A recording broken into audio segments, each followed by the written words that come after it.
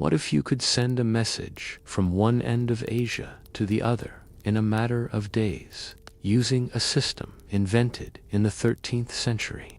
We're about to journey back to a time when the world was stitched together by the thunder of hooves on the open steppe, under the watchful eye of the great Khan. It's amazing to think about how vast our community of listeners is, spread all across the globe. I'm always so curious, where are you listening from tonight? And what time is it for you? Go ahead and find a comfortable spot, let your mind settle, and prepare for an incredible journey. Welcome to Sleeping Scribe, where calming history stories help you unwind and gently fall asleep. Tonight, we ride. Our story opens not in a quiet study or a grand palace, but in the heart of the action. A lone rider is switching to a fresh horse at a remote relay station. The wind whips at his coat as he prepares to gallop back into the vast, unending grasslands that stretch to the horizon. He is a single, vital pulse in the nervous system of an empire. This system was called the Yam. It was a creation of breathtaking ambition and logistical genius. While its origins began under the visionary rule of Genghis Khan, it was his son and successor, Ogedei Khan, who formalized and massively expanded it around the year 1234. He transformed his father's vision into the first state-run, continent-spanning postal and courier system the world had ever seen. It was the logistical backbone of the largest contiguous land empire in human history. Its purpose was simple, yet profound. It was built to deliver messages, transport officials, and gather intelligence with a speed that seemed almost supernatural to outsiders.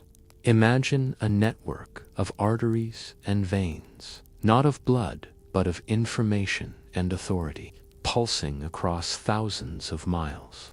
This was the Yam. At its core were the relay stations, known in the Mongolian language as an Or-2. These were the vital heartbeats of the system. Each station was strategically placed, a careful calculation of distance and terrain.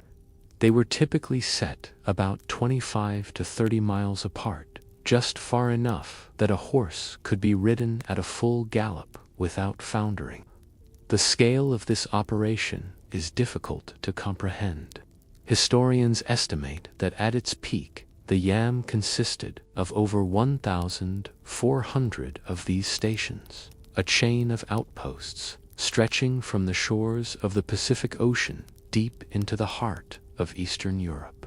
And what did this network require? It required horses, an immense, unbelievable number of horses. The most conservative estimates suggest that a constant reserve of 50,000 fresh mounts were needed to keep the Yam operational at all times. These were not just any horses. They were the hardy, resilient steppe ponies, born and bred for endurance, capable of surviving harsh winters and covering vast distances. At every Or-2, they waited, a living reservoir of speed and power. The very name, Yam, translates simply to relay, station, or post. It was a humble name for a system that held an empire together. It is important to understand that this was not a public mail service. You could not simply post a letter to a relative in a neighboring town. The Yam was reserved for the emperor's business. Its primary function was official government and military communication. Through this network, the great Khan could issue commands to his generals on a distant frontier. He could receive reports from his governors in a newly conquered province. It was the tool that allowed a single ruler from his capital in Karakoram to project his will across a continent. Genghis Khan, a master strategist, understood a fundamental truth of power. To control a vast territory, you must be able to communicate across it. Speed was not a luxury. It was a necessity. It was the difference between holding an empire and watching it crumble. This understanding was the seed from which the yam grew, but such a massive undertaking had to be paid for. The system was funded by a tax levied directly on the local populations who lived near each station. They were responsible for providing the horses, the food, and the manpower to keep their local ortu running. It was a heavy burden, but it was also a vital contribution to the stability and security that the Mongol Empire, at its best, could provide. This efficiency in communication was a key factor in both the Mongols' shocking military success and their remarkable administrative control. Now, let us zoom in from this grand overview. Let us feel the cold wind and hear the sounds of a station in motion. The first warning of an arriving rider is not a sight, but a sound. A distant horn blows, a single piercing note that cuts through the constant moan of the wind across the grasslands. Instantly, the quiet hum of the ortu explodes into purposeful action. Men run to a large corral where dozens of tethered horses stand, their breath pluming like white smoke in the cold air. The air itself is thick with smells. The sweet, earthy scent of hay mixes with the sharp temps of horse sweat. Drifting over it all is the comforting aroma of wood smoke leaking from the central fire of the main yurt, a promise of warmth in a cold world. For the rider, the feeling of the biting wind on his exposed face is a constant companion, a reminder of the relentless pace he must keep. His hands, though calloused, can feel the worn, familiar texture of the leather reins, his lifeline to the powerful animal beneath him. The horn sounds again, closer this time. The station is ready. The empire is waiting. And from this grand, intricate system of stations and horses, our focus narrows to the single most important component: the man in the saddle, the imperial messenger. These riders were known as the Yamchi. They were the lifeblood of the empire, human arrows shot across the continent. To be a Yamchi was not a job for the weak or the faint of heart. These men were chosen for their incredible endurance, their unwavering loyalty, and their profound understanding of the unforgiving landscapes they had to cross. Their journey was a non-stop test of human limits, a grueling marathon that could last for days or even weeks on end. Sleep was a luxury they could rarely afford. When exhaustion became overwhelming, they would sleep in the saddle, their bodies rocked by the constant rhythmic motion of the galloping horse. To endure such a punishing ordeal, the Yamchi employed techniques that seem brutal to us today. They would bind their bodies tightly with long strips of cloth. Their chests, their stomachs, and even their heads were wrapped to minimize the violent jarring of the ride and to numb the constant aches and pains. This practice also helped them stay awake, the constant pressure a physical reminder of their urgent task. This was not a journey of comfort. It was a brutal, relentless push against the boundaries of physical possibility. In his hand, or perhaps on a cord around his neck, the Yamchi carried the symbol of his authority. It was called a peza. This was a small tablet, usually made of gold, silver, or bronze, depending on the rank of the messenger and the importance of his message. Engraved upon it was a declaration of his imperial duty, a grant of passage from the great Khan himself. This small metal object was more powerful than any sword. It was the key to the entire empire. The peza guaranteed the rider whatever he needed. It promised him a fresh horse, hot food, and a place of rest at any ortu he reached. To refuse a yamchi bearing a pesa was to defy the Khan himself, a crime punishable by death. The speed they achieved was nothing short of astonishing. A yamchi was expected to cover up to 200 or even 250 miles in a single day. This was a pace that no single horse could maintain. It was only possible because of the endless supply of fresh mounts waiting at each relay station, 250 miles in 24 hours. This was faster than the best mail coaches in Europe or America 600 years later. It was a breathtaking feat of organized speed. The pressure to maintain this pace was immense. Failure was not an option. A message delayed could mean a battle lost or a rebellion gaining strength. Any yamchi who failed in his duty could expect the most severe punishment. Theirs was a life of ultimate responsibility. To ensure no time was wasted, the messengers were equipped with horns or bells.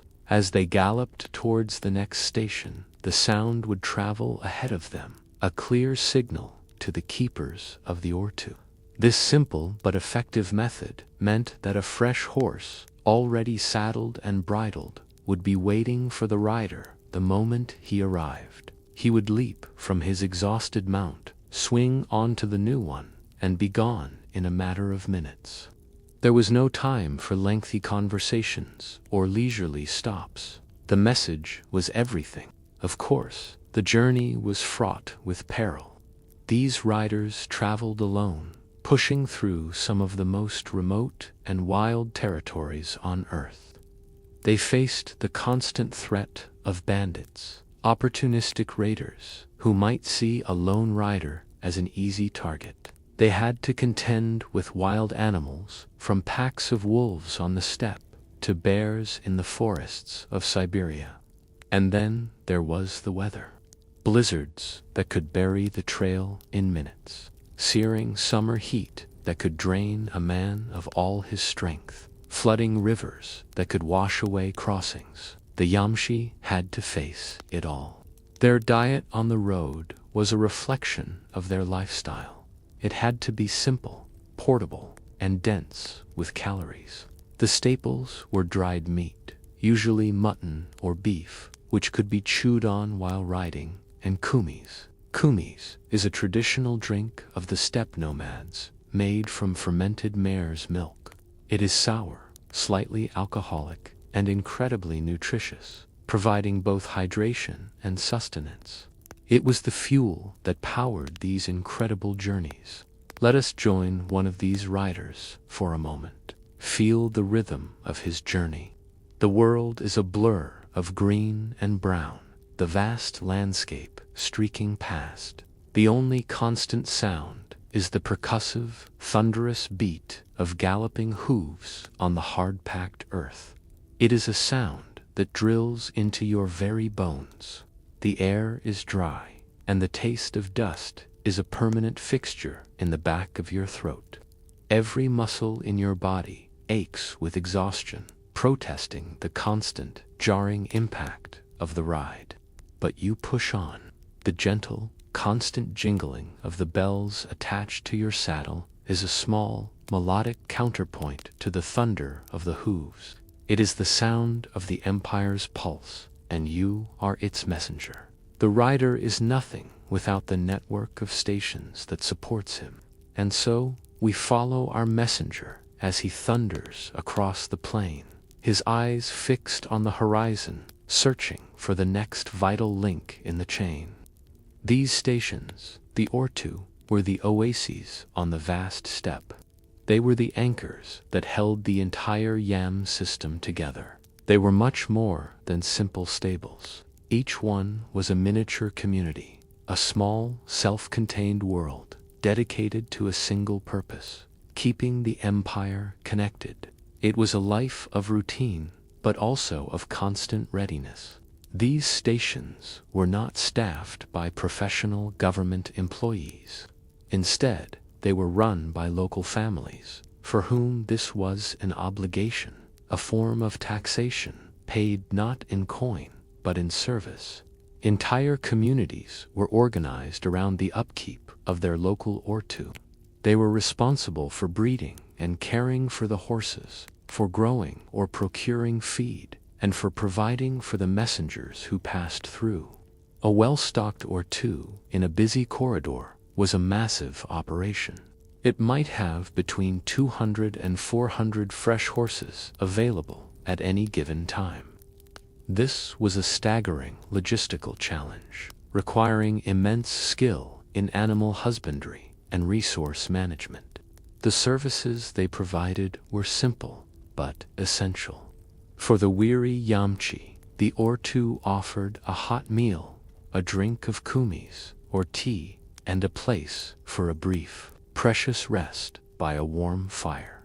Most importantly, it offered a fresh mount, the key to continuing the relentless journey. The station keepers were also administrators. They meticulously recorded the arrival and departure of all messengers in logbooks.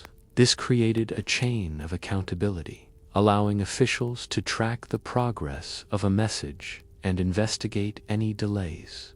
The efficiency was legendary. As we've seen, a rider would often spend mere minutes at a station before being on his way again. The transition was a blur of practiced, coordinated activity. The famous Venetian traveler, Marco Polo, who journeyed through the Mongol Empire in the late 13th century, was deeply and profoundly impressed by the yam. He described it in great detail in his book, The Travels of Marco Polo, with a tone of sheer wonder. To a European of his time, a system of such scale and speed was almost beyond imagination. He wrote of how the Great Khan could receive news from lands that would normally take months to reach in just a matter of days. His detailed account is one of our best sources of information about how the yam operated. Of course, not all stations were alike. They varied in size and quality depending on their location and importance. In the heartlands of the Mongolian steppe, an ortu might be little more than a collection of yurts, the traditional felt tents of the nomads. But in more dangerous, contested borderlands, a station could be a more fortified compound, with earthen walls or a wooden stockade to protect it from raiders. The network was also adaptable. While horses were the primary mode of transport, the system made use of other animals where the terrain demanded it. In heavily forested areas or mountainous regions, sure-footed oxen might be used to pull carts. In the frozen, snowbound lands of the north, some stations kept teams of dogs to pull sleds. The system was pragmatic, using whatever means were most effective. The upkeep of this vast network was, without question, a massive logistical and financial undertaking for the empire. It required a level of central planning and resource allocation that few pre-modern states could have achieved. The tax burden on local communities could be severe, and there are records of complaints and occasional resistance. But the benefits the yam provided were undeniable. These stations were not just for imperial messengers. They also served as safe havens for anyone traveling on official business. Authorized merchants, foreign envoys, and religious missionaries could all use the yam, making travel across Asia safer and faster than ever before. An ortu was a small outpost of imperial order and civilization in the middle of a vast wilderness. Imagine again that you are our rider. You have been in the saddle for hours. Your body is a symphony of aches. Your horse is tiring, its powerful gallop slowing to a canter, and then you see it. At first, it is just a tiny smudge against the endless sky, a thin plume of smoke rising straight up into the air. It is the signal you have been praying for. It is the next station. As you get closer, the smells reach you first. The welcoming scent of a cooking fire, perhaps carrying the promise of a hot mutton stew. The sounds follow, the rhythmic clanging of a blacksmith repairing horseshoes, the shouts of men, the whinnying of horses. It is the sound of life, of community. The moment you are spotted, the organized chaos begins. Stable hands rush to select a fresh horse, its coat gleaming with health, its eyes bright and alert. They throw a saddle on its back and check the bridle. By the time you ride into the station, your next mount is waiting. The feeling of relief upon arriving at this small outpost is overwhelming. For a few precious moments, you are safe, you are warm, you can rest, but only for a moment. The Empire's business cannot wait, and a new horse is ready to carry you back into the wild. Having seen the incredible mechanics of the yam, we can now pull back our focus to understand its true, world-changing impact. This system was far more than just an imperial postal service. It was the veins and arteries of the empire, the network that allowed a vast and diverse collection of peoples and territories to function as a single, cohesive unit. It effectively shrank the known world, binding the empire together with invisible threads of speed and information. From his capital, the great Khan could govern with an effectiveness that was previously unimaginable. An order issued in Karakorum, in the heart of Mongolia, could reach and be acted upon by his generals in Russia or his administrators in Persia in a matter of weeks. This allowed for a level of centralized command and control that was unprecedented. It meant that the empire could respond to threats and opportunities with astonishing speed. An army could be mobilized on the western frontier to counter an invasion, coordinated by messages that had traveled thousands of miles from the east. It was a profound strategic advantage. The yam was also the backbone of the Pax Mongolica, the Mongol peace. By making the imperial roads safe and efficient, the system facilitated a boom in trade and travel. Merchants, diplomats, and missionaries could now cross Asia with a degree of security their ancestors could only have dreamed of. A papal envoy, like John of Plano Carpini, could use the yam to travel from Europe all the way to the Mongol court in the 1240s, a journey into a world that was almost completely unknown to his countrymen. He returned with invaluable knowledge, carried safely and swiftly by the very system he was studying. Perhaps one of the most crucial functions of the yam was the transmission of vital news. Consider the death of a great Khan. In previous empires, the death of a ruler in a distant land could be a disaster. By the time the news reached powerful generals on the frontiers, months might have passed. A succession crisis could erupt into a full-blown civil war as different factions vied for power. The yam changed this. News of the death of Ogedei Khan in 1241 reached the Mongol armies who were pushing into the heart of Europe. Upon hearing the news, their commander, Batu Khan, immediately halted his campaign and turned back. He had to return to Mongolia to participate in the Kurultai, the grand assembly that would elect the next great Khan. Many historians believe that the speed of the yam literally saved Europe from further invasion. This rapid flow of information also created a golden age of intelligence gathering. The Mongols were perhaps the best-informed rulers of their time.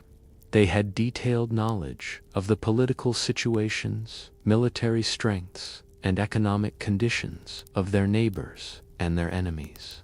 This information, constantly updated by reports flowing along the yam network, was a powerful weapon.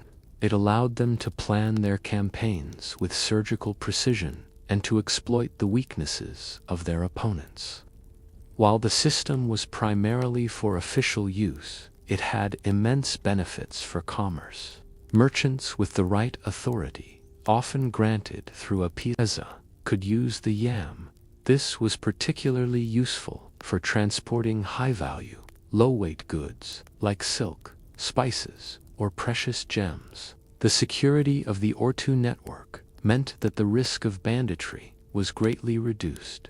This led to a flourishing of trade along the ancient Silk Road, which was now safer than ever before. This new level of interconnectedness had profound effects, even in places far from the Mongol Empire. For the first time, reliable maps of Asia began to be created in Europe, pieced together from the accounts of travelers like Marco Polo, who had journeyed along the Yam's protected routes. He, and others like him, could travel so extensively and so safely, precisely because this imperial highway existed.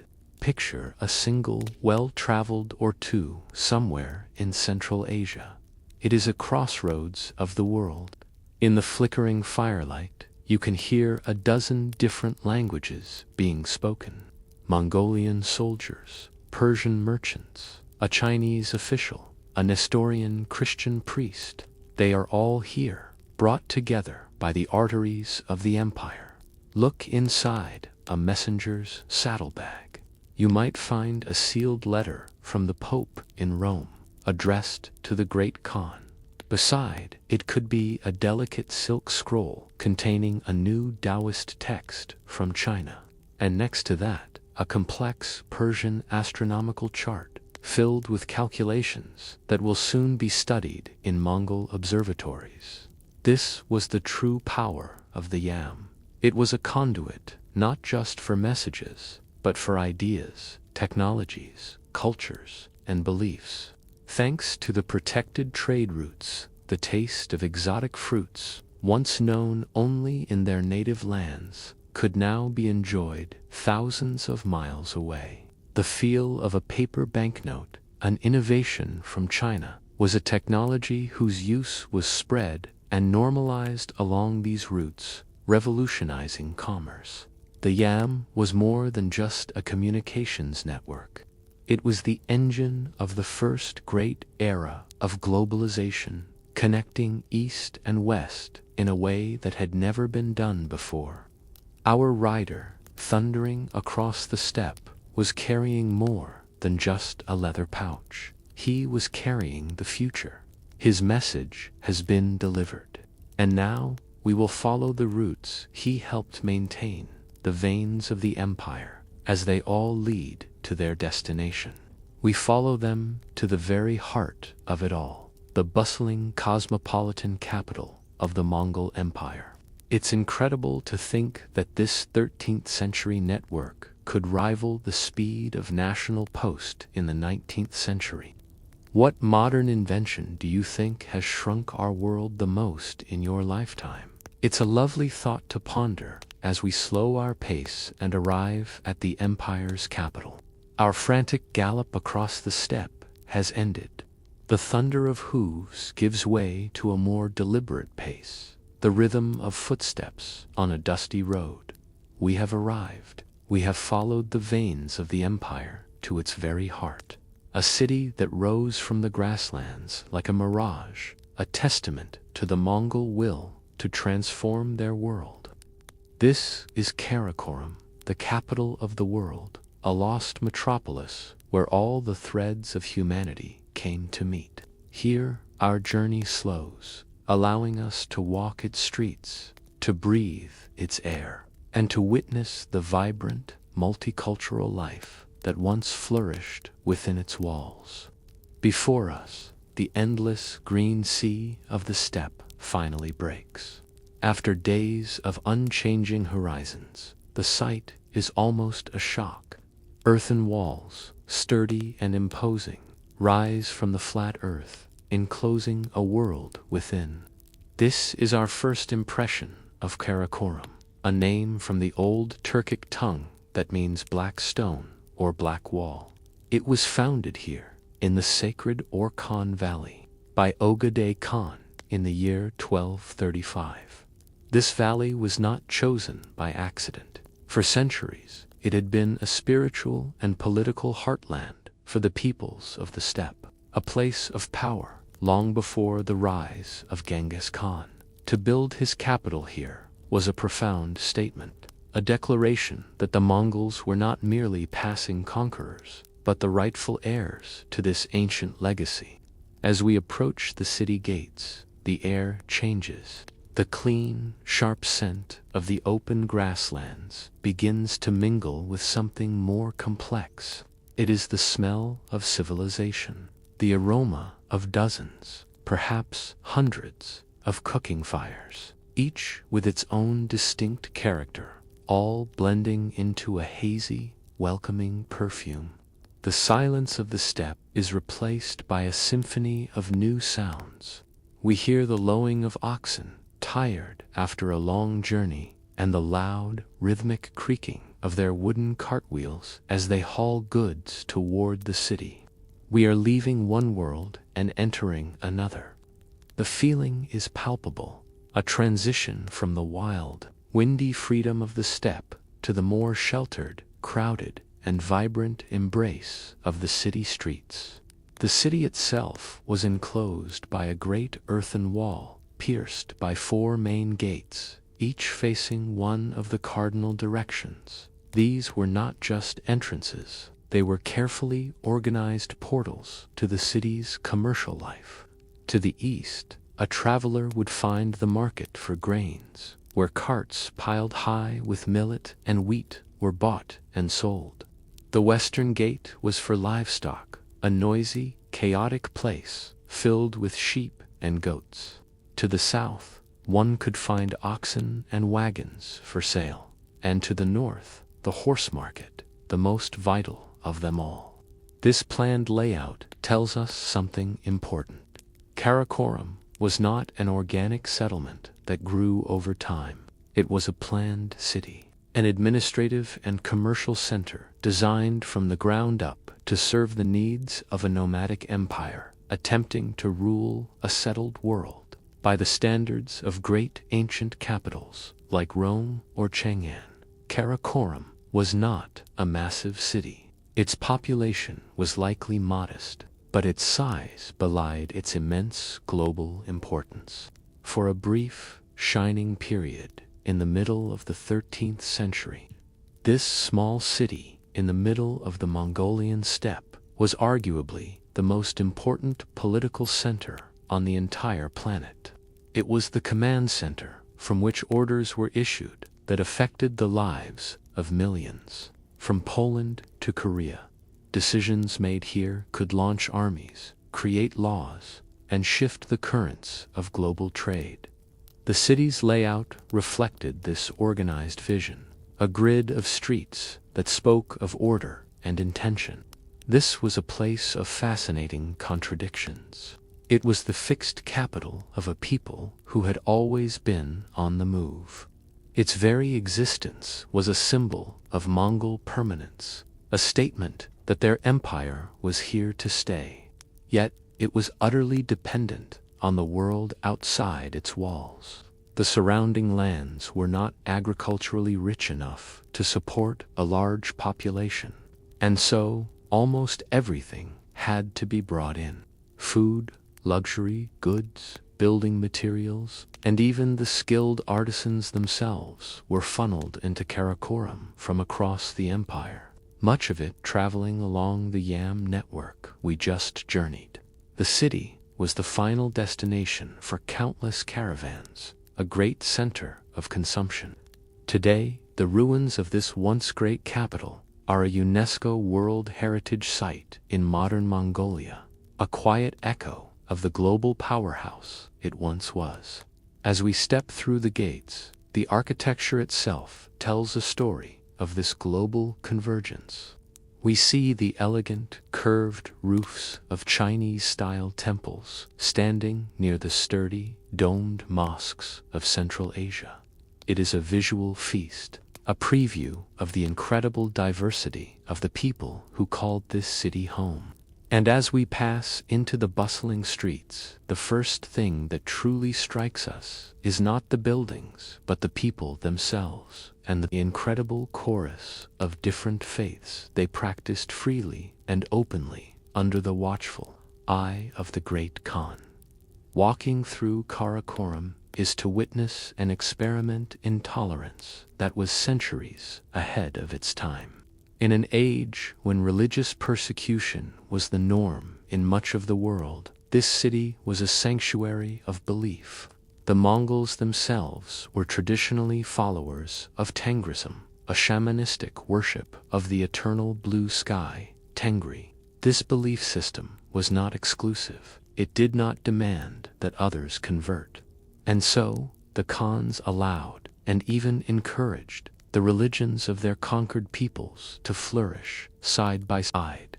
It was a policy born of pragmatism, but it created a truly extraordinary spiritual environment.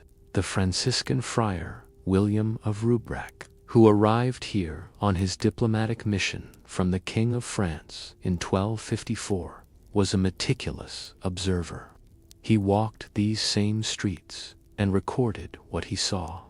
In this one small city, he counted 12 pagan temples a term he used for Buddhist and Taoist places of worship, 2 large mosques for the Muslim community, and at the far end of the city, a single Nestorian Christian church.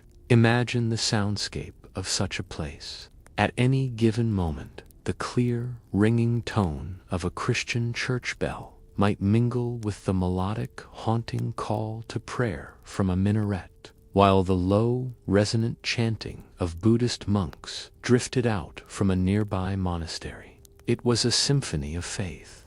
This atmosphere of tolerance was an official policy, actively promoted by the Khans. Monkey Khan, who ruled during William's visit, was famous for holding great religious debates at his court.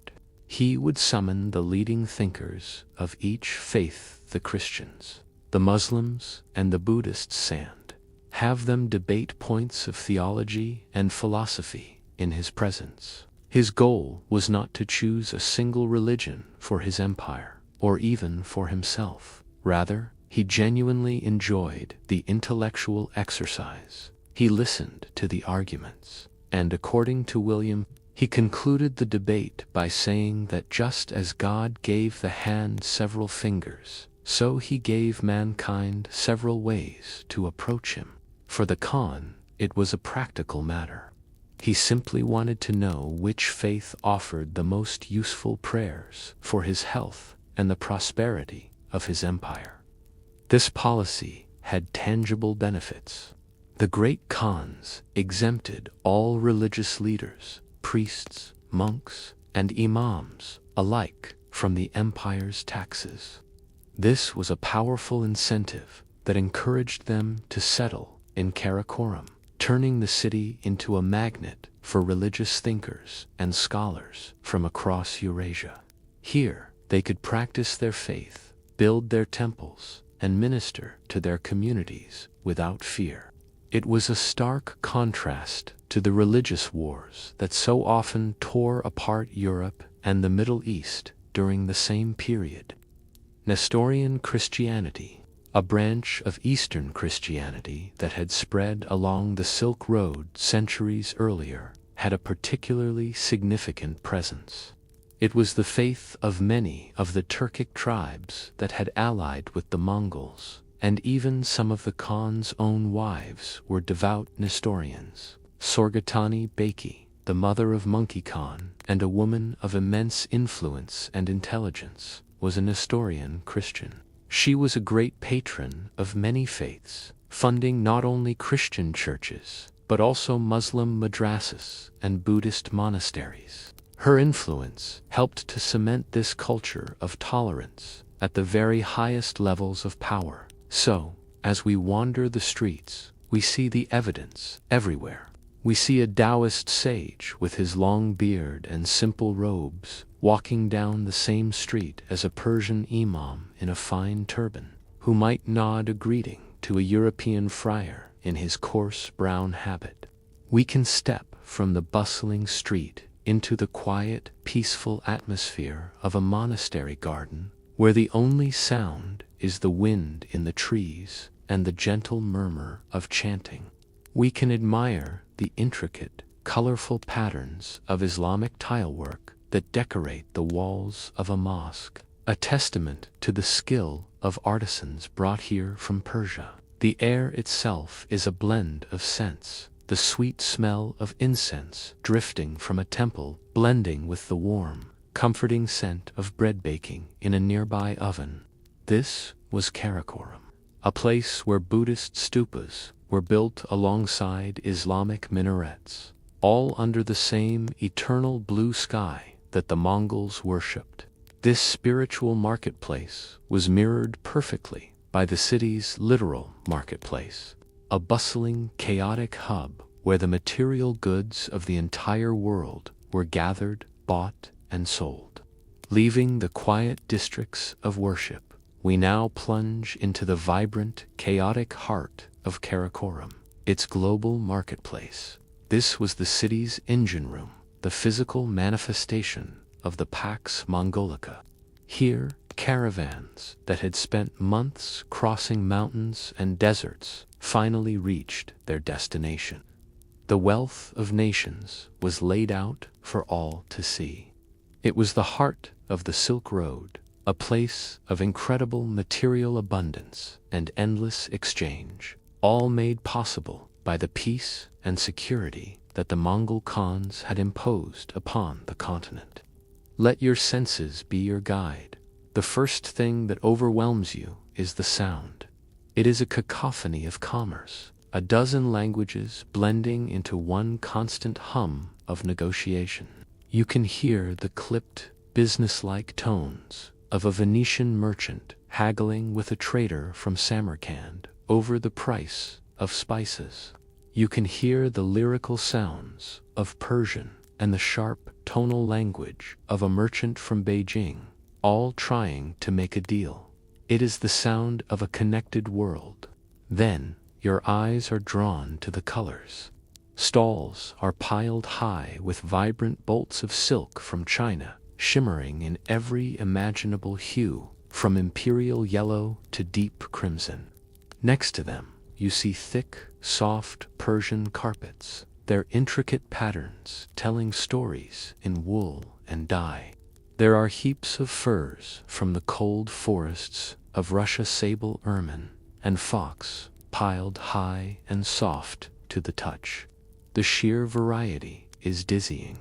This was a place where you could find goods that were, in other parts of the world, the stuff of legend. Spices from India and the islands beyond, which were worth more than their weight in gold in Europe, were sold here in bulk. The air is thick with their scent, an overwhelming perfume of cinnamon, cloves, and cardamom drifting from a spice merchant's stall. The Mongols themselves were not traditionally merchants. They were warriors and pastoralists, but they were brilliant managers and facilitators of trade.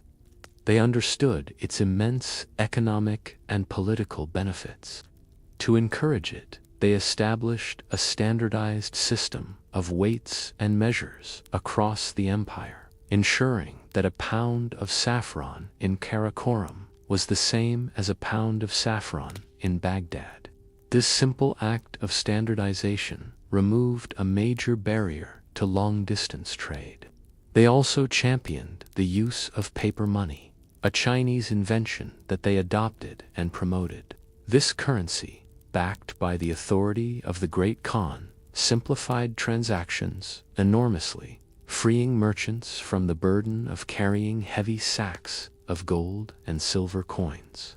The marketplace was not just for selling goods, it was also for making them. The Khans had a policy of identifying the most skilled artisans in the lands they conquered and forcibly relocating them to the capital. This policy, while brutal for the individuals involved, turned Karakoram into an unparalleled center of craftsmanship. Imagine a workshop where a French goldsmith captured during the Mongol invasion of Hungary, works at a bench next to a Chinese silk weaver and a Persian engineer. They might not share a language, but they shared a purpose: to produce exquisite luxury goods for the Mongol court. This fusion of skills and styles created unique works of art that blended traditions from across the world. As we walk, a friendly merchant from the Middle East might offer you a taste of a sweet, sticky, dried fig. Its flavor, a concentrated burst of sunshine from a land thousands of miles away. You can run your fingertips over the soft, thick pile of a Persian rug, feeling the quality of the wool and the density of the knots. The market was a well-organized district with different sections for different types of goods, making it easy for buyers to find what they were looking for. All of this was possible because the roads were safe. The security of the Mongol peace dramatically lowered the risk and the cost of overland trade, unleashing a wave of commercial energy across Eurasia. The city and the Mongol elite who lived there became a massive center of consumption, developing a taste for foreign foods, fashions, and luxuries that kept the caravans constantly on the move. From the lively hustle of this public market, a rare honor is bestowed upon us. We have received an invitation to the center of all power, the court of the great Khan himself. We leave the noise of the market behind and make our way to the heart of the city, to the Tumen Amgalan Ord, the palace of myriad peace. This was the residence of the great Khan, the political and ceremonial center of the empire. And inside its main feasting hall stood one of the most wondrous creations of the age, a marvel of art and engineering that symbolized the very essence of Karakoram. We have come to witness the silver tree. As we enter the grand hall, our eyes take a moment to adjust to the light which filters down from high windows. The hall is vast, filled with courtiers dressed in opulent silks and furs. But all attention is drawn to the center of the room. There it stands. It is a life-size tree as tall as a man, wrought entirely from gleaming silver. Its branches spread out, covered in silver leaves and fruit, catching the light and dazzling the eye. It is an object of breathtaking beauty and expense, but its true magic is hidden within. This incredible creation was not made by a Mongol or Chinese artisan. It was designed and built by a man named Guillaume Boucher, a Parisian goldsmith who had been captured and brought to Karakoram. He was a prisoner, yet his genius was recognized and put to use, creating this ultimate symbol of his captor's power. At the base of the silver tree crouch 4 magnificent lions, also cast in pure silver, their mouths open as if in a silent roar. High at the very top of the tree, nestled among the silver leaves, stands the figure of a triumphant angel holding a trumpet to its lips. The entire sculpture is a masterpiece of artistry, but it is also a miracle of hydraulic engineering. Hidden from view, a complex system of pipes runs up through the trunk and branches of the tree, connecting to large reservoirs of drinks hidden below the floor. Imagine you are a foreign ambassador seeing this for the first time. The great Khan is seated on his throne. A feast is laid out. At his signal, a low gurgling sound begins. From the mouth of the first silver lion, a stream of dark red liquid begins to flow, splashing into a silver basin placed before it. This is grape wine from the vineyards of Persia. From the second lion's mouth flows a milky white liquid, the traditional kumis, fermented mare's milk, beloved of the nomads. The third lion dispenses rice wine, a specialty from the distant lands of China. And from the fourth flows golden honey mead, a drink popular in the northern forests of Russia. 4 lions, representing the 4 corners of the empire, each providing a signature drink. The gurgling continues until the 4 basins are full. Then a new sound fills the hall. From the top of the tree, the silver angel raises its trumpet to its lips and sounds a single, clear, powerful note that echoes through the vast chamber. This is the signal. Servants immediately rush forward, dipping ladles into the basins and hurrying to serve the drinks to the Khan and his honored guests. This was more than just a clever fountain. It was a piece of theater, a spectacle designed to overwhelm and impress visitors. It was a physical demonstration of the Khan's power. It showed that he could not only conquer the world, but could also command its greatest artisans and technologies, bringing them together to create something beautiful and magical at the very center of his empire.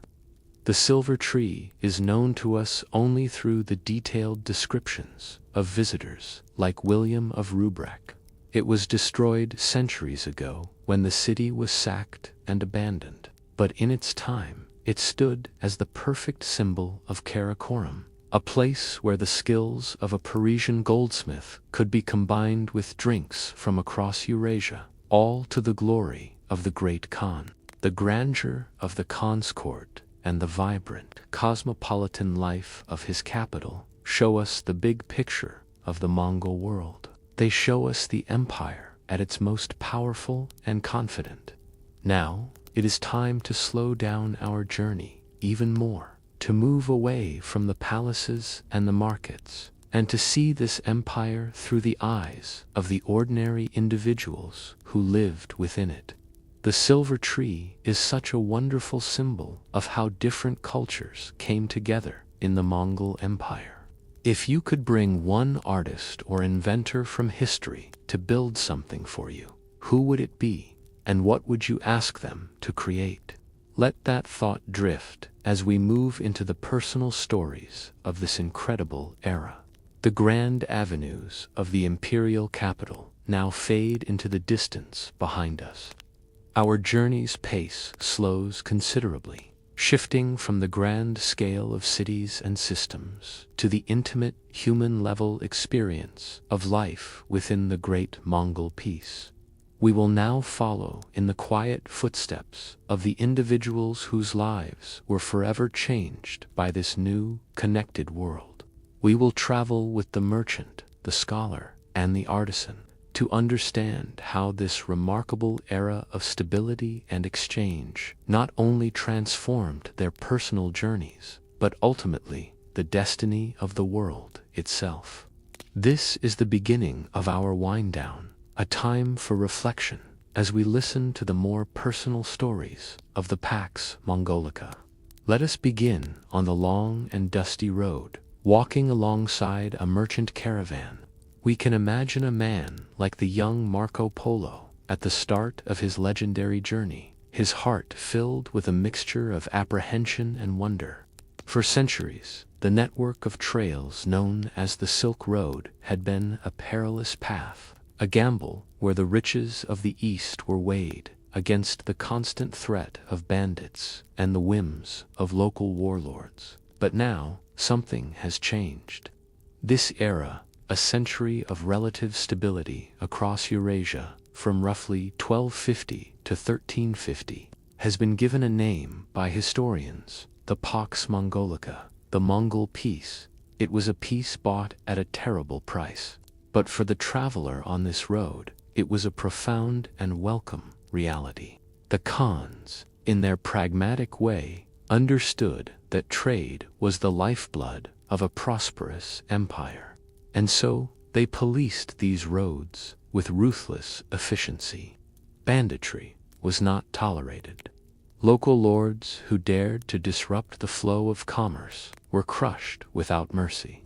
This newfound security gave rise to a famous saying, a piece of folklore that captured the spirit of the age. It was said that a maiden carrying a nugget of pure gold upon her head, could wander safely from one end of the empire to the other, completely unharmed. While perhaps an exaggeration, the sentiment was real. For the first time in memory, long-distance travel was not an act of bravery, but a routine and predictable enterprise. We can see it in the posture of the merchants around us.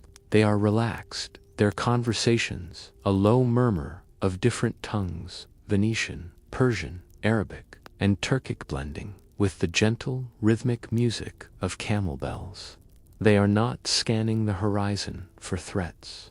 Instead, they watch with a sense of calm as the sun sets, painting a mountain pass in hues of orange and purple. A long, slow-moving caravan against the twilight sky becomes a picture of profound peace. Occasionally, on a distant ridge, they might spot the silhouettes of a Mongol patrol, a reassuring presence that confirms they are under the empire's protection.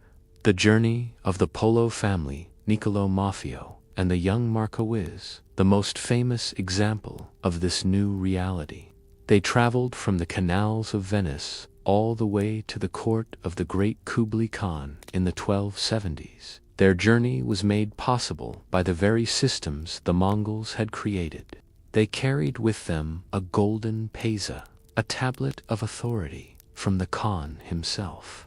This small object was their key to the continent. It guaranteed them protection, fresh horses at the yam stations, and safe lodging at the Ortu.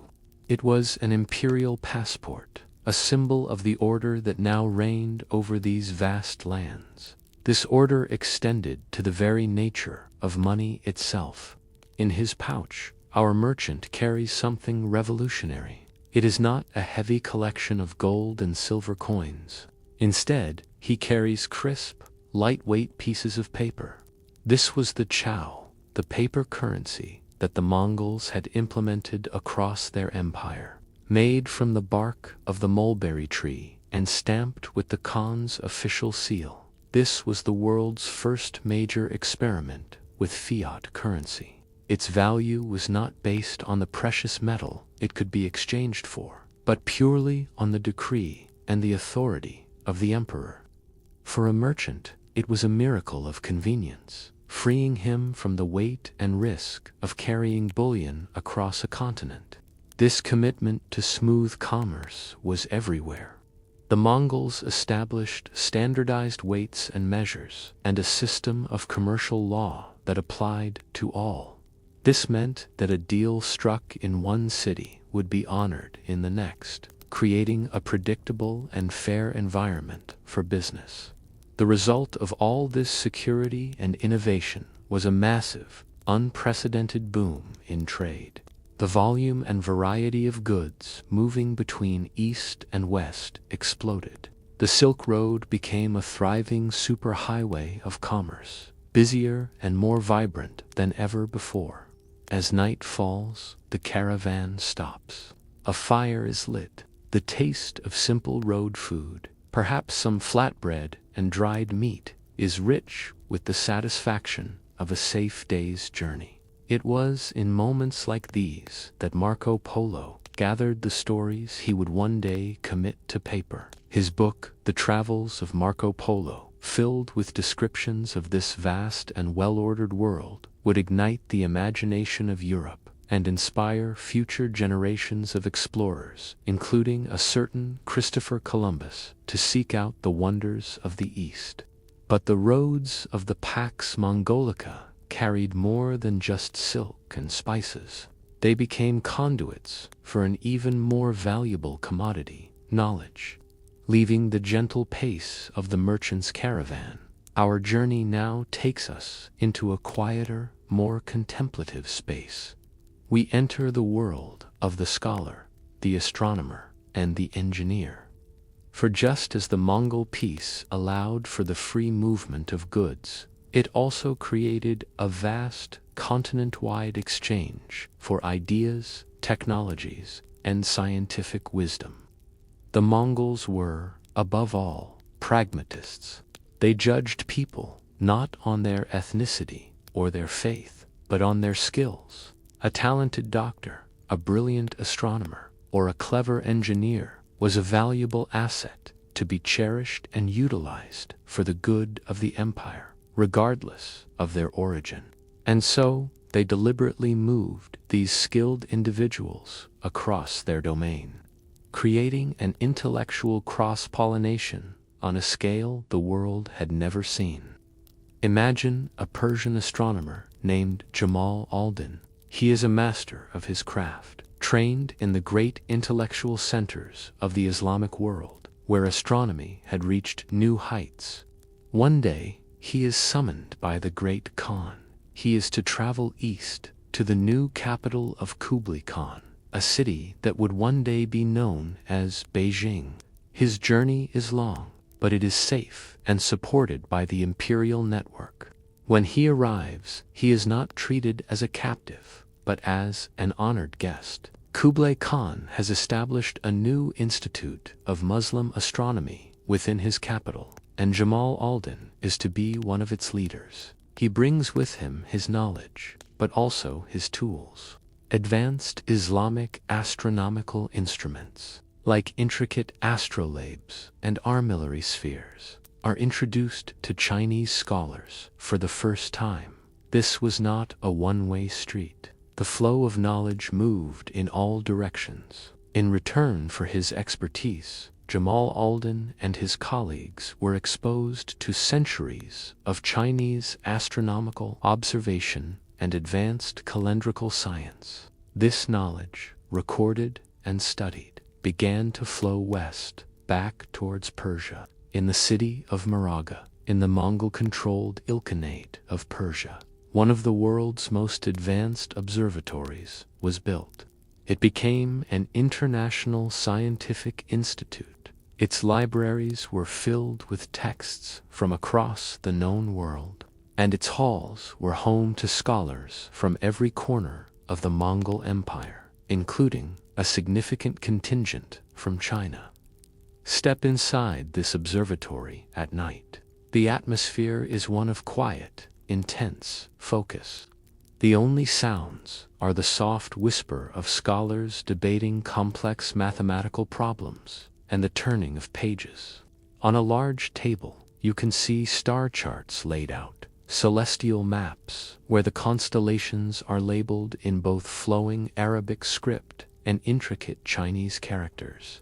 A scholar holds a brass astrolabe, its surface covered in precise markings. The cool, metallic feel of the instrument is the feeling of science itself, a tool for understanding the heavens. The air smells of old paper and ink, the scent of a library where the accumulated knowledge of civilizations is being shared and synthesized. This was a deliberate policy. The Mongol rulers wanted the best minds to help them govern their vast empire. They needed accurate calendars for agriculture and ritual. They needed skilled doctors to keep the court healthy. They needed talented engineers to build their cities and their war machines. And so, medical knowledge also traveled these roads. Chinese techniques like pulse diagnosis were introduced to doctors in Persia, adding a new dimension to their practice. Perhaps most consequentially, technologies that had been known in China for some time began their slow but steady journey westward. Gunpowder, the magnetic compass, and the techniques of printing were not necessarily discovered by Europeans, but rather they were introduced to them along the Mongol trade routes. The compilation of accurate maps and geographies, like the great historical works of Rashid al-Din, combined information from European, Persian, and Chinese sources for the first time, creating a more complete picture of the world. This incredible cross-pollination of ideas, nurtured in the peaceful environment of the Pax Mongolica, laid the intellectual groundwork for the great scientific advancements that would later emerge in both the East and the West. Just as these profound ideas moved freely, so too did the people who created beauty, leading to a unique and wonderful fusion of artistic styles across the continent. Our path now leads us into the quiet concentration of a workshop. The air is still, but filled with a creative energy. Here, we witness another beautiful consequence of the interconnected Mongol world, the birth of a new, international artistic style. The Mongol elite, from the great Khan down to the regional governors, had a deep appreciation for fine craftsmanship and luxurious goods. They were connoisseurs of beauty. When their armies conquered a great city, they would often follow a brutal but calculated policy. While many were slaughtered, the artisans, the potters, the weavers, the metalworkers, the painters were often spared. Their skills were too valuable to waste. Instead, they were carefully catalogued and often relocated, sent to practice their craft in other parts of the empire where their talents were needed. This policy, born of both admiration and pragmatism, had a remarkable and unintended artistic consequence. It brought craftsmen from vastly different traditions into direct contact with one another. A Chinese weaver might find himself working alongside a Persian textile maker. A metal worker from Central Asia might be sent to a workshop in southern Russia. This forced migration of talent led to an extraordinary fusion of styles, creating a hybrid art that was fashionable from the shores of the Pacific to the coast of the Mediterranean. Let us watch a potter in Ilkhanate Persia, a land with a rich and ancient ceramic tradition. He sits at his wheel, shaping the clay with an expert's touch. But when he begins to paint, something new appears. Onto the surface of his vase, his delicate brushstrokes form the image of a serpentine dragon, a creature of pure Chinese mythology. He paints swirling clouds and elegant phoenixes, motifs that had never been part of his own artistic heritage, but were now in demand by his Mongol patrons. This blending is one of the clearest examples of the era's artistic exchange. The exchange flowed both ways, creating a beautiful synergy. For centuries, Chinese potters had sought to create a perfect blue for their exquisite blue and white porcelain. They found the perfect ingredient not in China, but in Persia. A specific shade of rich, vibrant cobalt blue was mined in Persia and exported eastward along the Silk Road. This Persian blue became the essential element for the Ming dynasty's most famous porcelain, a perfect fusion of Chinese form and Persian color. We can almost feel the smooth, cool surface of a finished piece, a tangible object that embodies the connection between two distant civilizations. The sound of a silk loom fills a workshop in the Middle East, its rhythmic clacking a backdrop to the creation of beauty. The techniques of Chinese silk weaving, particularly the use of gold and silver thread to create lavish textiles, were introduced to the region, transforming the local craft. In the quiet studios of painters, a similar fusion was taking place. The celebrated tradition of Persian miniature painting, known for its vibrant colors and detailed figures, began to show the influence of Chinese landscape art. The way Persian artists began to depict clouds, rocks, and trees took on a new, more naturalistic style, clearly borrowed from the Chinese masters. In these shared spaces, artisans who did not speak the same language could still communicate through the universal language of their craft. In the quiet concentration of their work, they learned from one another, borrowing motifs and techniques to create a new, shared aesthetic. The legacy of this incredible artistic fusion, a direct result of the unity and movement of the Mongol Empire, can still be seen today in the magnificent art of Iran, Turkey, and all across Central Asia. Having now seen the empire through the eyes of those who traveled, studied, and created within it, we can take a final, gentle look at the profound and often complex legacy they left behind. We now arrive at our final reflection, a quiet contemplation of the great paradox that lies at the heart of the Mongol Empire. It is a story that begins with some of the most brutal and destructive conquests in the whole of human history. The sheer scale of the violence is difficult to comprehend. Entire cities were erased and populations were decimated. Yet, from these violent origins, an era of unprecedented peace, trade, and connection emerged. This is the contradictory legacy of the Mongols, an empire of savage conquerors who, paradoxically, became the architects of a more unified and interconnected world. The stability created by the Pax Mongolica connected civilizations on a scale that had never been seen before. For medieval Europe, which had long been a relatively isolated and provincial corner of the world, this connection was a profound shock to the system. The sudden influx of travelers' tales, like those of Marco Polo, and the arrival of new goods, ideas, and technologies, directly challenged the European worldview. It exposed them to vastly different cultures, sophisticated philosophies, and technologies that were far in advance of their own. This encounter with the East is now considered by many historians to be a major contributing factor to the dawn of the European Renaissance. The new knowledge, the new wealth, and the new perspectives all helped to spark a great awakening. And then, as the Mongol Empire began to fracture and decline in the 14th century, this connection was severed.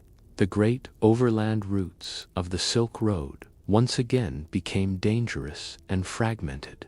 The loss of this direct access to the riches of the East created a powerful new motivation for Europeans. If the land route was closed, they would have to find a sea route. This desire to bypass the old, now broken Mongol roads directly spurred the Age of Discovery. We can picture a ship, its sails full, setting out onto the vast, unknown Atlantic Ocean. On board are explorers like Christopher Columbus, his mind filled with the wonders Marco Polo had described, searching for a new way to reach them. In this way, the memory of the Mongol peace directly led to the next chapter of global history. The Mongols redrew the political map of Eurasia, and the great successor states that emerged from their empire, like the Mongol Empire in India and the Golden Horde in Russia, would shape the history of those regions for centuries to come. More than anything, they created the world's first truly global history, a time when the fates of China, Persia, and Europe became irrevocably linked.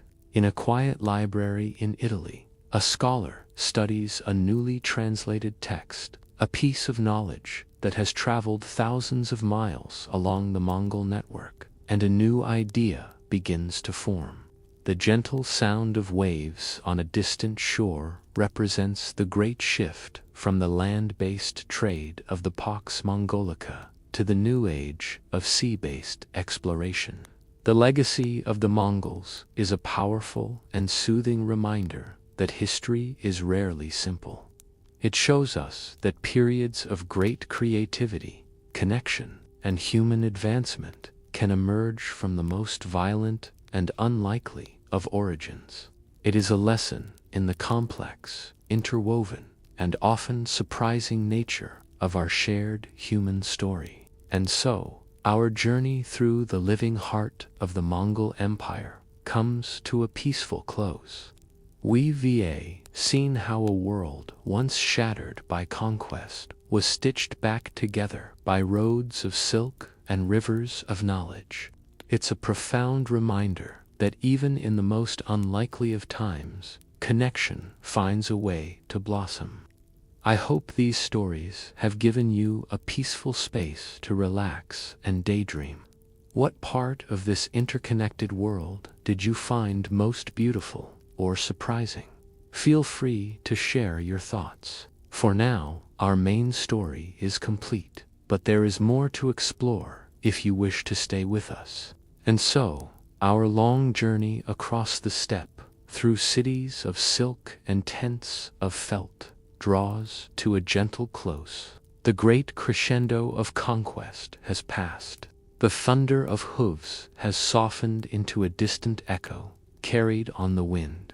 What remains is the quiet twilight of an empire that remade the world, and the long, slow shadows it cast across the centuries.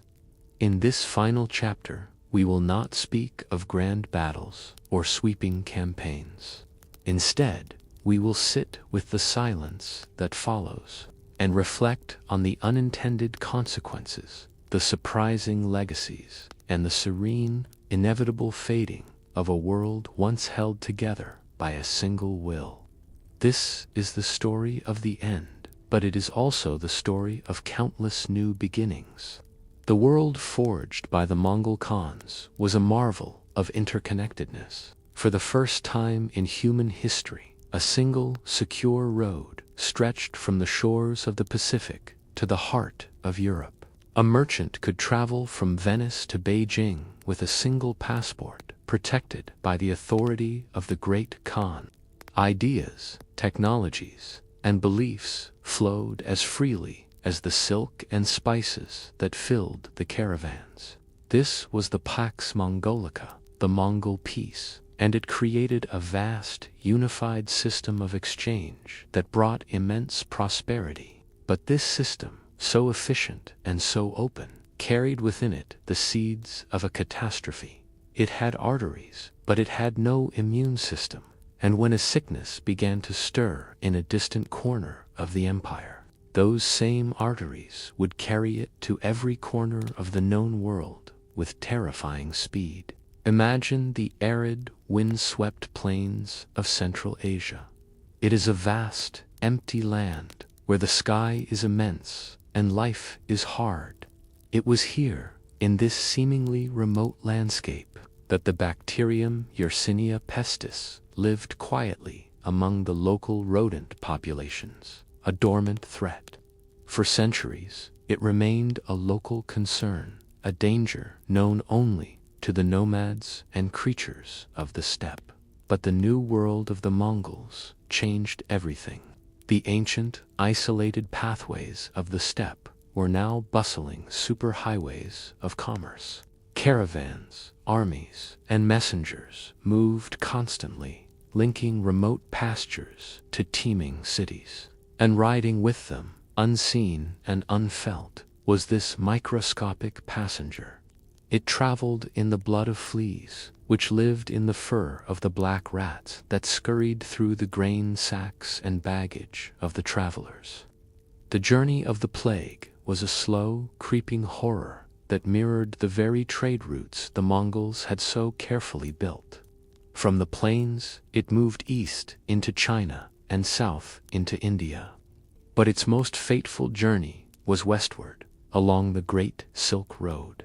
Picture a trading post, once alive with the sounds of a dozen languages, the smell of cooking fires and exotic spices, the vibrant color of silks and carpets.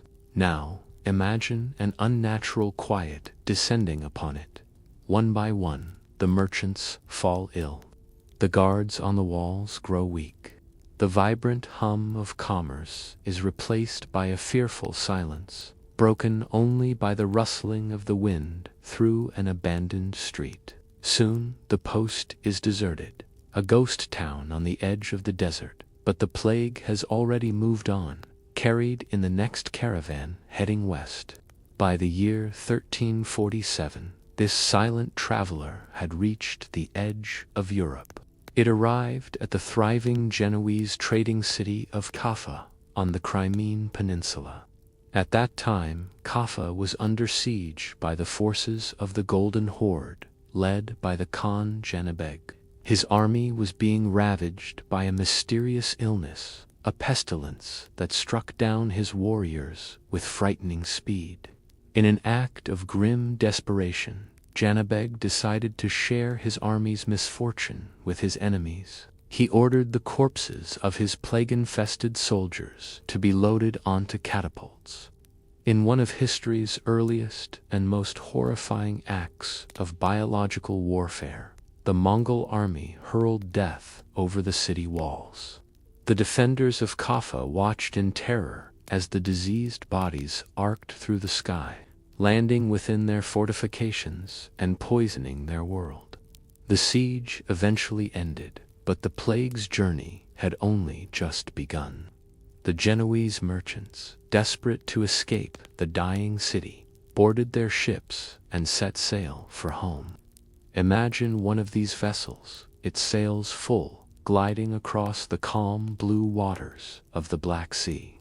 It looks like any other merchant ship, a symbol of prosperity and connection, but hidden in its cargo, among the silks and grains, are the rats carrying the infected fleas.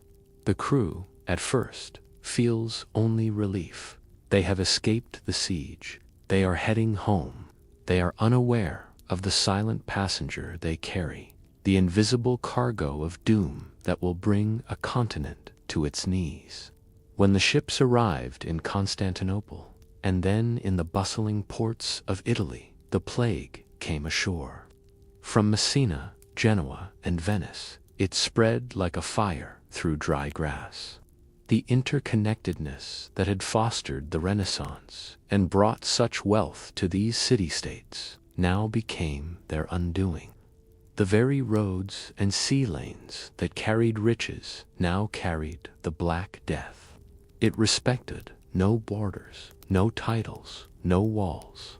It swept through Europe, the Middle East, and North Africa, leaving a trail of unimaginable devastation.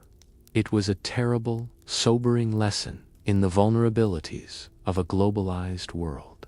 The same pathways that bring us closer can also expose us to shared dangers on a scale never before imagined. The plague did not just devastate Europe, it turned back on its creators, wreaking havoc within the Mongol Khanates themselves. The Ilkhanate in Persia was shattered by the pandemic, its social fabric torn apart. The Golden Horde was severely weakened. The Yuan dynasty in China also suffered immensely, its mandate from heaven seeming to evaporate as millions perished. The depopulation was catastrophic. Fields were left untended, cities emptied, and trade ground to a halt. The great economic engine of the Pax Mongolica, which relied on the free and safe movement of people, sputtered and died. The plague, an unintended messenger of death, delivered a mortal blow to the very empire whose existence had allowed it to flourish. It was a profound and tragic irony. A world built on connection was undone by that very connection, and the silence that fell across the abandoned trade routes was a quiet testament to the fragility of it all. As a single weed begins to grow through the cracks in a once crowded marketplace floor, so too did the old world begin to break apart, piece by gentle piece. The plague was a powerful blow, but the empire's vastness was also a source of its eventual fragmentation. The vision of Genghis Khan, of one world under one sky, was a breathtakingly ambitious dream. For a time, it seemed possible, but an empire that stretched from the Danube to the Yellow Sea was perhaps too large, too diverse, to be held together by a single thread indefinitely. Like a vast sheet of ice in the spring, cracks began to appear, and the single world began to gently break back into many. We now gently turn to how this monumental creation slowly, and without a single cataclysmic event, fractured into the pieces that would shape the future. The true moment of separation, the point from which there was no return, came not on a battlefield, but with the quiet passing of a single man. In 1259, Monkey Khan, the last of the great Khans to rule over a truly unified empire, died during a campaign in China. His death created a power vacuum at the very center of the Mongol world. A civil war erupted between his brothers Kublai and Arik Bok, each vying for the title of Great Khan. Though Kublai would eventually triumph, the conflict shattered the illusion of unity forever. The empire never fully reunified. The great Mongol family had fractured, and its members began to drift apart, each charting their own course. From this great fracturing, 4 major successor states emerged, like continents drifting away from a single landmass. These were the Khanates. In the east, there was the Yuan dynasty of China, founded by Kublai Khan. In the vast steppes of Eastern Europe and Siberia, the Golden Horde held sway. In the heartland of ancient Persia, the Ilkhanate was established, and in Central Asia, the ancestral Mongol homeland, the Chagatai Khanate, endured. In theory, they all acknowledged the supremacy of the great Khan of the Yuan dynasty. In practice, they became functionally independent empires, with their own rulers, their own ambitions, and, increasingly, their own wars against one another. Imagine a single vast map, colored in the uniform shade of the Mongol Empire. Now, picture a hand, slowly, carefully, drawing new borders across it, dividing the whole into 4 distinct parts. This is what happened over the decades that followed Monk's death. The process was not violent and sudden, but gradual and subtle, like a change in the seasons. The rulers of each Khanate began to look inward, focusing on the lands and peoples they governed directly. The dream of a single, unified empire slowly faded from memory, replaced by the more practical realities of regional power. This drift was not just political, it was profoundly cultural. The Mongols, a nomadic people, now found themselves ruling over ancient, settled civilizations with rich and powerful traditions of their own. Over time, the conquerors began to be conquered by the cultures of their subjects. In China, Kublai Khan and his successors in the Yuan dynasty became increasingly Chinese in character. They adopted Chinese administrative methods, patronized Chinese art, and ruled as traditional Chinese emperors, albeit with a Mongol flavor. The vast bureaucracy of China slowly absorbed its new masters. A similar transformation occurred in Persia. The Ilkhanate, founded by Hulagu Khan, at first ruled as foreign overlords, but within a few generations, his descendants had converted to Islam, the dominant religion of the region. They became great patrons of Islamic art, science, and architecture. Imagine a Mongol ruler in a Persian court, no longer clad in the rough leathers and furs of the steppe, but in flowing silks embroidered with Islamic calligraphy. He is speaking Persian, listening to Persian poetry, and praying in a mosque. The spirit of the steppe was slowly being tempered by the ancient traditions of the Fertile Crescent. To the north, the Golden Horde carved out its own unique destiny. For centuries, it ruled over the Russian principalities, demanding tribute, but largely allowing them to manage their own internal affairs. This long period of Mongol dominion profoundly shaped the course of Russian history. It isolated Russia from Western Europe, but it also inadvertently helped to centralize power around the Principality of Moscow, which would one day rise to throw off the Tatar yoke and build an empire of its own. With this political and cultural fragmentation, the great unifying achievement of the Mongols, the Pax Mongolica, began to unravel. The journey that was once safe and simple became difficult and dangerous again. The Ortu stations, the vital relay posts of the imperial mail system, fell into disrepair.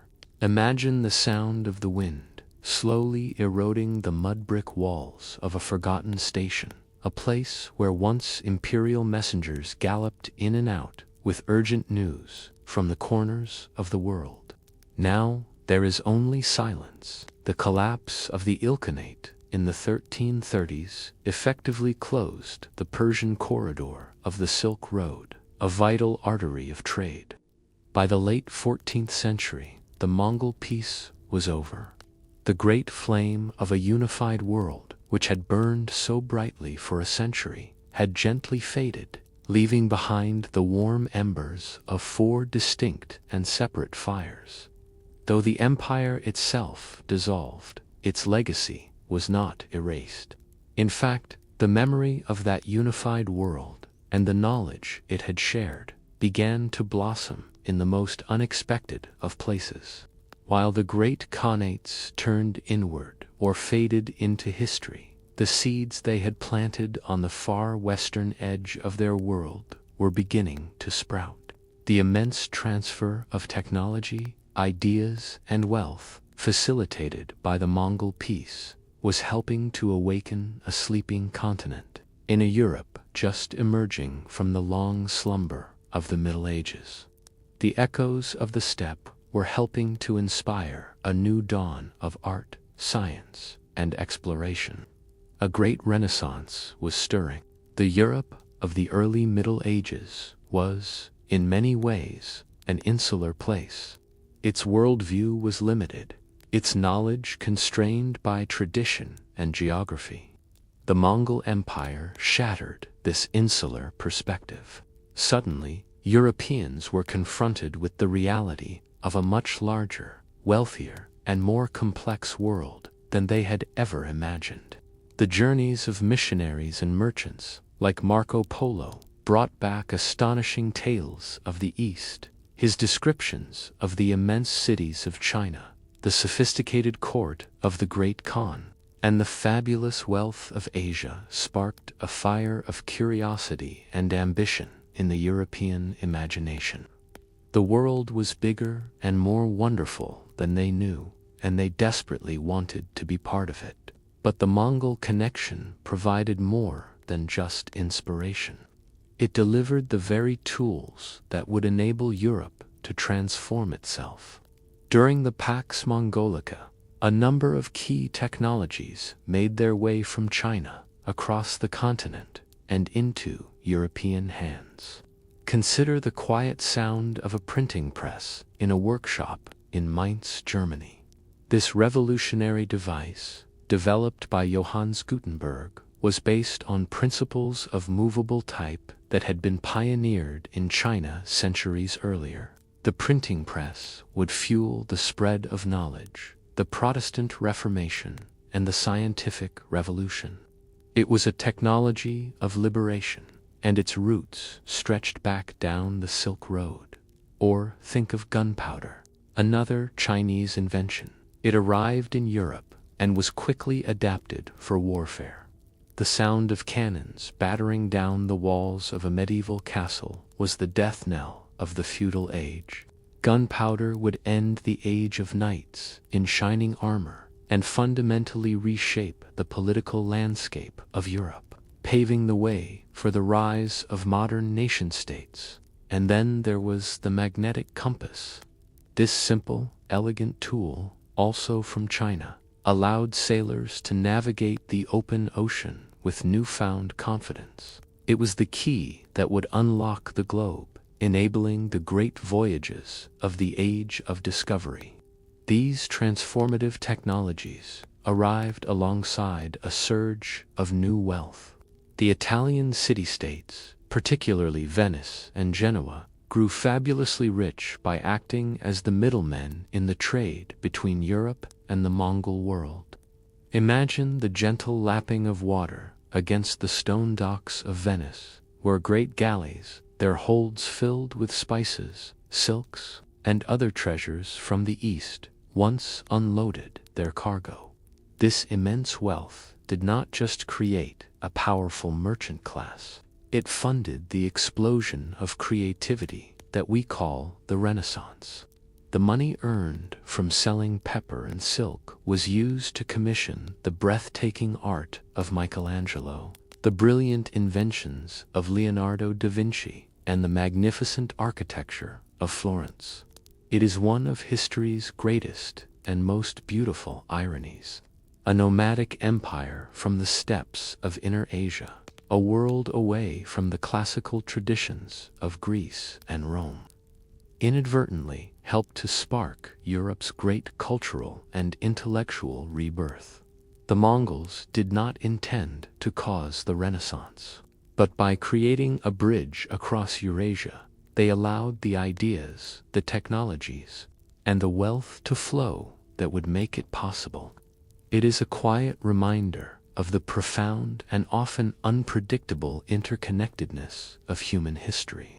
A feeling of gentle wonder settles upon us as we contemplate how the journey of a single idea carried in the mind of a merchant across a dusty road could blossom centuries later into a masterpiece of art in a sunlit Italian studio, smelling of oil paints and old books. But the world is in constant motion.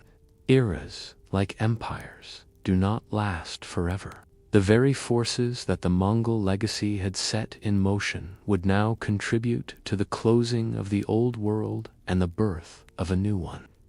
The bridge the Mongols had built was about to be dismantled. The great overland road was closing, and a new era of exploration was dawning.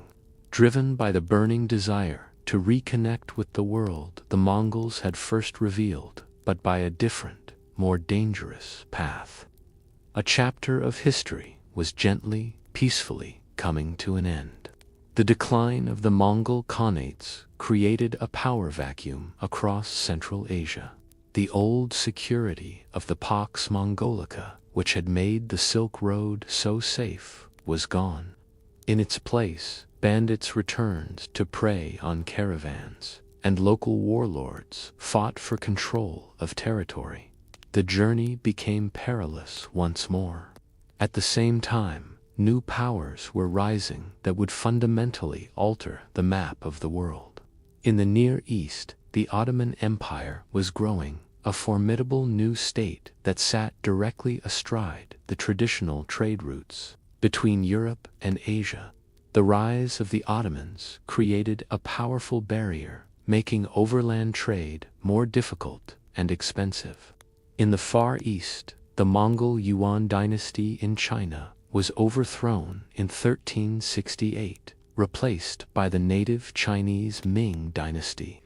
The new Ming emperors were, at first, less interested in overland trade with the distant West.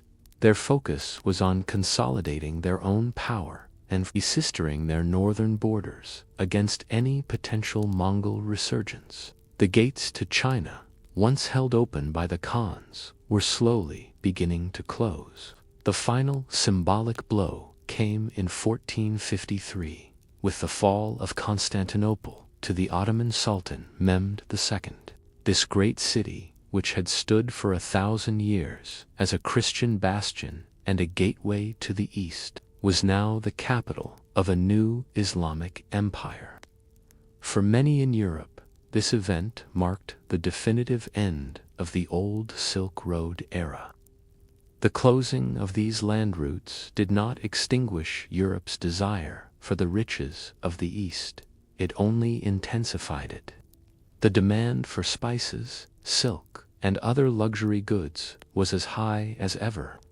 But now, with the overland paths blocked or prohibitively expensive, a new question arose. Was there another way? This necessity became the mother of invention and the driving force behind the age of discovery. European powers, particularly Portugal and Spain, began to pour resources into finding a sea route to the Indies. They were guided by the compass, armed with gunpowder, and funded by the wealth that the earlier Mongol trade had helped to generate. And so, the the world's focus shifted. It turned away from the continental heart of Eurasia, from the deserts and mountains of the Silk Road, and towards the vast, unknown expanse of the open oceans.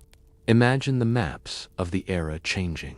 The old maps centered on land, with their browns and ochres and winding caravan routes, were being replaced by new ones, dominated by the deep blues and greens of the sea. The age of the caravan was ending. The age of the caravel, the small, sturdy sailing ship of the Portuguese, was beginning. Men like Vasco da Gama would chart a course around Africa to reach India, while Christopher Columbus, seeking a westward route to China, would stumble upon a new world entirely. This was the final, and perhaps most profound, legacy of the Mongol Empire.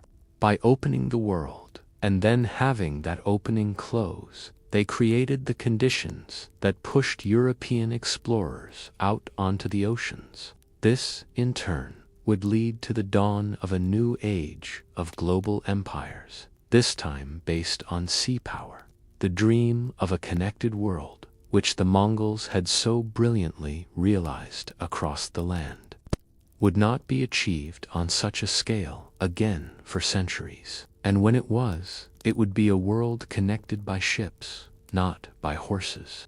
The sound of the wind whistling through an abandoned caravanserai, the sight of a crumbling desert watchtower that once guarded a mighty imperial road. These are the gentle, melancholic symbols of a world that has passed into memory.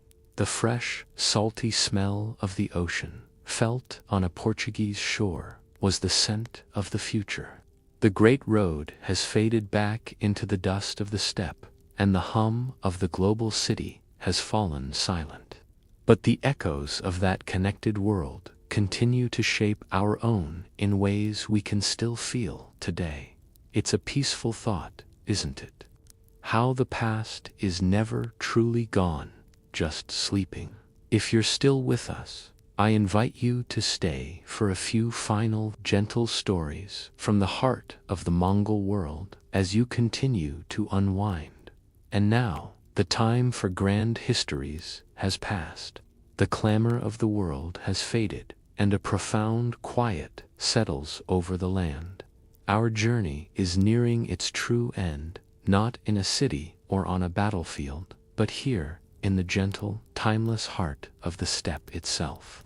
This final part of our story is not about what was done, but about what is. It is a quiet meditation, a series of gentle pictures painted with words, designed to soothe the mind and welcome the deep peace of the night. There are no more conflicts to resolve, no more timelines to follow. There is only the wind, the sky, the warmth of a fire, and the steady, rhythmic pulse of a life lived in harmony with the earth. So, take a slow, deep breath, let the day fall away, and drift with us now into the whispers of the endless sky. Let us begin by lifting our gaze. Here, on the high plains of Central Asia, the world is defined by two immense and perfect things: the vast, unbroken land beneath your feet, and the infinite, overarching sky above your head. This sky is not merely a ceiling to the world, it is an entity, a presence, a deity. This is Tengri, the eternal blue sky. The ancient faith of the steppe, known as Tengrism, begins and ends with this profound, personal connection to the natural world. It is a spirituality born of immense space and immense silence. There are no grand temples here, no complex scriptures bound in leather, no organized clergy to interpret the divine. The only temple needed is the horizon, and the only scripture is the wind. Imagine standing in the middle of this great emptiness during the day. The sky above is a shade of blue so deep and pure it feels as though you could fall upward into it forever. It is an unbroken dome of color, arching from one end of the earth to the other, without a single building or mountain to interrupt its perfect curve. The sun moves across it, a silent, powerful clock, its light bathing the grasslands in a clean, honest glow. To the people of the steppe, this sky is the source of all power, all order, all destiny. It is the father, the ultimate authority, the silent witness to all of life. When Genghis Khan believed he was destined to rule the world, he saw it not as his own ambition, but as a mandate granted to him by Tengri, a task given to him by the endless sky itself. And as the sun sinks below the horizon, the dome of blue transforms into a velvet black, and the true majesty of the cosmos is revealed. With no cities to pollute the darkness, the night sky here is a wonder to behold. 1 billion stars ignite the heavens, so bright and clear they seem close enough to touch. The Milky Way is not a faint haze, but a brilliant, shimmering river of light, a celestial road arching across the darkness. Lying on the cool earth and gazing into this cosmic ocean, you cannot help but feel a sense of profound peace and a sense of your own smallness in the grand scheme of things. It is a humbling and deeply centering experience, a silent communion with the universe. This is worship in its purest form. From the sky, we bring our attention down to the ground, to the solid, nurturing presence of the Earth Mother, known as Ij. She is the counterpart to the sky, the provider of all life, the grass that feeds the herds, the water in the rivers, the very ground that supports the Homal are gifts from her. This belief fosters a deep and abiding respect for the environment. Every mountain, every river, every ancient tree is seen as possessing a spirit, a living essence that must be honored. You do not pollute a river, for you would be disrespecting its spirit. You do not take more than you need from the land, for you would be harming the mother who provides for you. Life is lived in a constant, quiet dialogue with these forces. A nomad might step out of their home in the morning and make a simple offering, flicking a few drops of fresh milk from a bowl towards the 4 cardinal directions, and offering to the sky, the earth, and the ancestral spirits. It is a small gesture, done without ceremony, but it is an act of recognition, a daily renewal of the sacred pact between humanity and nature. The wind that sweeps across the plains is not just moving air. It is the voice of the spirits, carrying messages, whispering secrets. To understand this life is to learn to listen to that wind, to read the clouds in the sky, to feel the spirit of the place you inhabit. It is a life of deep awareness, of being fully present in a world that is seen as completely, beautifully, and spiritually alive. The crisp, clean smell of the air is the breath of the world itself, and in breathing it, you become part of its endless, peaceful rhythm. From the vast, open grandeur of the sky, we now move into a place of warmth, intimacy, and perfect harmony. We seek shelter from the endless wind, and we find it in the heart of the Mongol world, the traditional home, the Gera. This dwelling, known to the outside world as a yurt, is more than just a tent.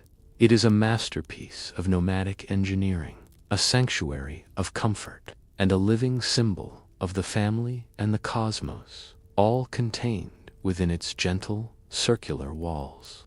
Let us step inside, leaving the immense scale of the steppe behind, and enter this small, warm universe. The first thing you notice is the shape.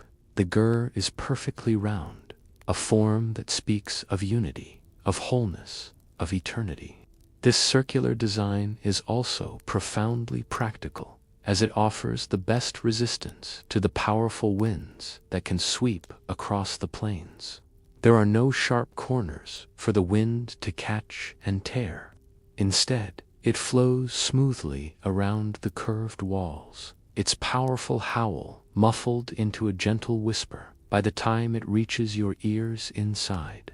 The walls themselves are made of a collapsible wooden lattice, a beautiful honeycomb of crisscrossing slats that can be expanded for setup or folded down for travel. Over this framework, layers of thick woolen felt are stretched, providing incredible insulation. On a freezing winter night, the gear remains warm and cozy, and on a hot summer day, it stays remarkably cool. As your eyes adjust to the softer light, you see the intricate structure of the roof. Dozens of wooden poles radiate upward from the top of the lattice walls, all converging on a single central ring at the apex of the roof. This ring, the crown of the gur, is called the tuno. It is open to the sky, a small circular window to the heavens. It allows the smoke from the central fire to escape, and it lets the light of the sun and stars stream in. The tuno is the spiritual center of the home, the connection between the human world within and the divine world of Tengri without. On a clear night, you can lie back and see the stars framed in its perfect circle, a private observatory in the heart of your home. It also acts as a natural clock. As the sun moves across the sky, a beam of light shines through the tuno, falling on different parts of the gear's interior and marking the passage of the hours. The space inside is not random, but is organized by ancient tradition, reflecting a balanced and ordered world. The area directly opposite the south-facing door is the north, the most honored position. This is where elders or respected guests sit, and where the family altar is often kept. The western side of the gear is the domain of the man, where his saddle, tools, and riding gear might be stored. The eastern side belongs to the woman, the space for cooking, for preparing milk, for all the domestic arts that sustain the family. This division is not rigid, but reflects the complementary roles that keep the household in harmony. And at the very center of it all is the fire. The hearth is the true heart of the gur. It provides warmth, light, and hot food. Its gentle, comforting glow pushes back the darkness and creates a space of profound security. The sound of the fire, a soft crackling and popping, is the constant, soothing heartbeat of the home.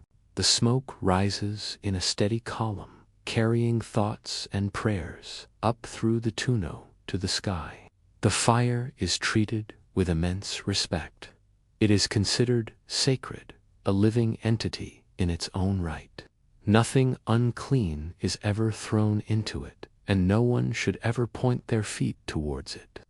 To sit by the fire in a gur, feeling its warmth on your face while the muffled sound of the wind whispers outside, is to experience a feeling of deep, ancient, and unshakable comfort.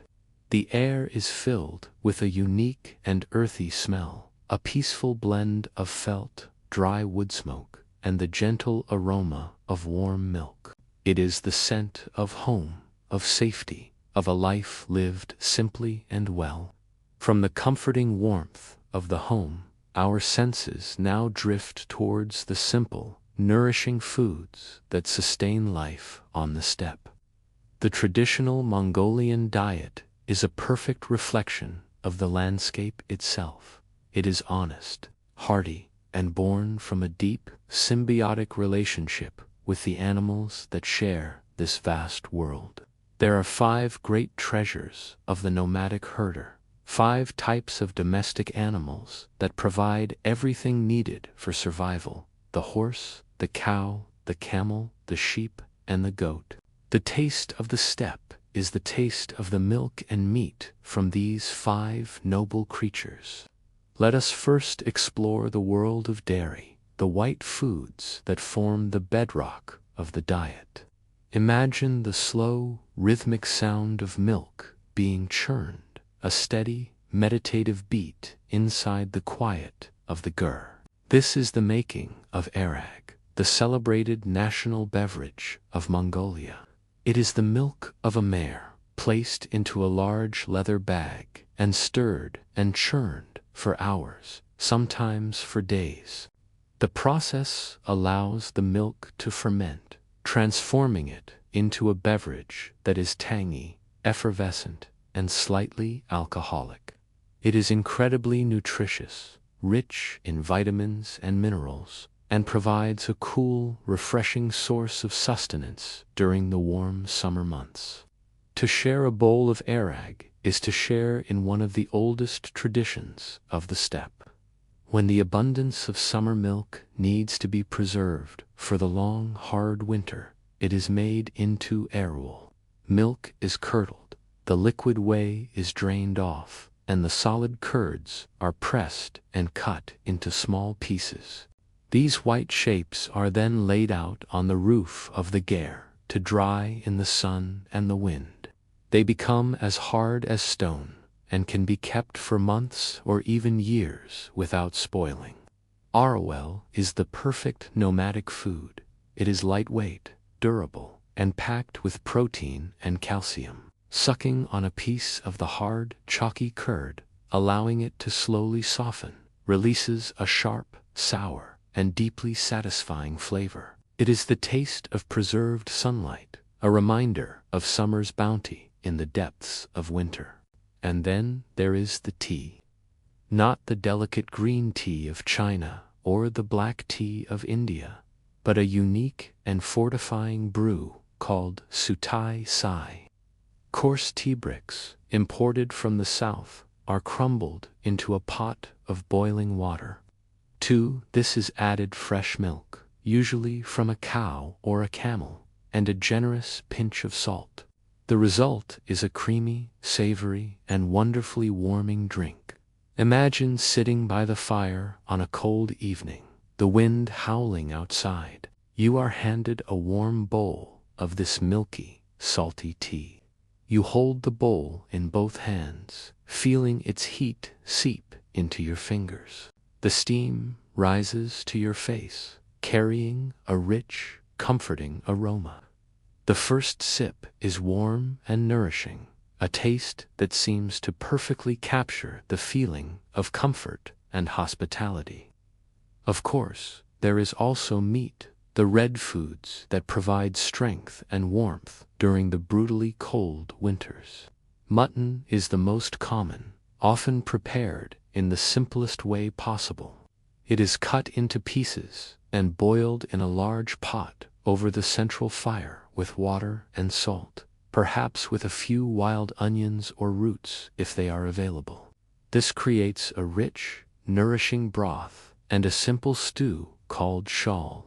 To eat a bowl of hot shal, sipping the savory broth, and eating the tender meat is to feel a deep warmth spreading through your body.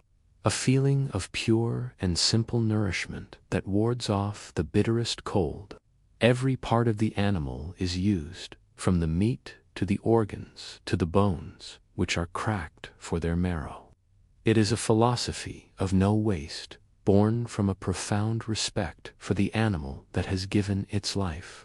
Sharing these simple meals, gathered around the fire in the soft glow of the gar, is the cornerstone of life, a ritual of family, community, and survival in this beautiful but unforgiving land.